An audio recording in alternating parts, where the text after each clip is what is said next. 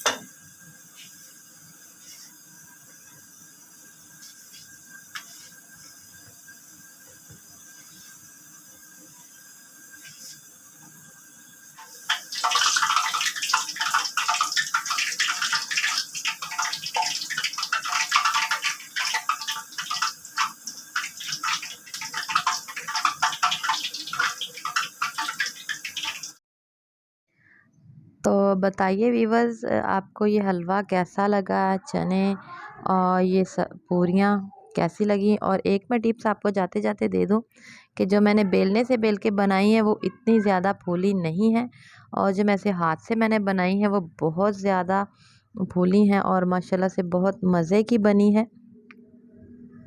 और आपने मुझे कमेंट्स में ज़रूर बताना है कि आपको बेलने से बेली हुई ज़्यादा अच्छी लगी है या हाथ से बनी हुई। उम्मीद करती हूँ कि आपको ये वीडियो अच्छी लगी होगी। आने वाली नई वीडियो तक मुझे इजाज़त दीजिए। अल्लाह हाफिज़।